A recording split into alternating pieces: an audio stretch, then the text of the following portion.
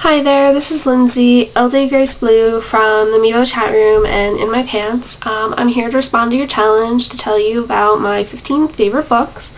And since I'm a Tolkien nerd fighter, I have to start out with The Lord of the Rings by J.R.R. Tolkien.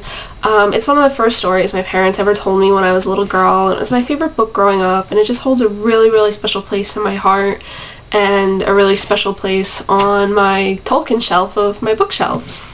And then I have A Picture of Dorian Gray. I don't actually have my copy of it. I have my portable Oscar Wilde, but it has a section telling the picture of Dorian Gray and my notes and my highlighting, because that's what I do to my books.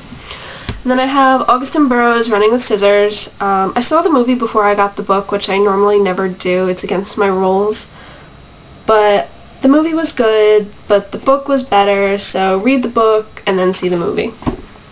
And I have an Encyclopedia of an Ordinary Life. I have Extremely Loud and Incredibly Close.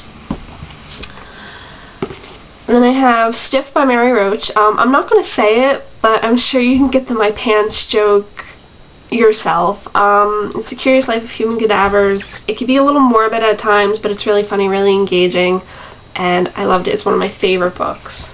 And then I have a book that you started off with, Feed.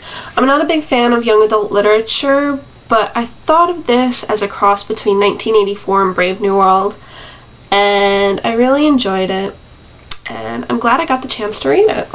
And then I have Lost Souls by Poppy Z. Brite. As you can see, the book's pretty beat up, it's falling apart, and it smells like any vampire novel should, like really musty, really dusty, like it was thrown in the back of a bookstore and forgotten, and I could probably just sit and smell this book all day, which sounds really weird, but it's true.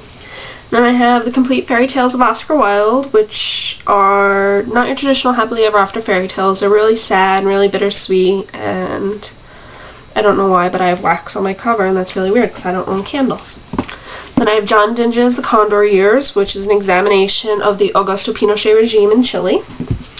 And I have Who Wrote the Bible by Richard Freeman, which is about trying to find who wrote the Bible. And then Clockwork Orange. I borrowed, kidnapped, stole with permission this from a friend of mine. She had to do a project in high school, didn't like the book, so I traded it for a book of Irish fairy tales. This is the book I most recently finished reading, but is definitely one of my favorites. It's the Dalai Lama's Universe in a Single Atom. And then I have The Human Predator, which is a historical chronicle of serial murder and forensic investigation. And then finally, I'm going to end with The Know-It-All by A.J. Jacobs, which is about a man who tries and succeeds in reading the entire Encyclopedia Britannica, and he does it in like a year and some odd days. He actually writes it like it's an encyclopedia, which I think is really cool. It's really funny, and I really suggest it. So that's my top 15. As a bonus, since I am a comic book nerd fighter, I have to include my favorite comic book, which is Johnny the Homicidal Maniac. It's really funny, it's really smart, it's like a bit of a slap at counterculture, but I love Yonan Vasquez, and I think he's a genius, so any comic book nerd fighters out there who haven't seen it, or haven't read it, I should say, go get a couple copies. And that's my top 15. Thank you so much for watching, and I hope to get more challenges from you, and I hope to maybe be giving challenges. Bye!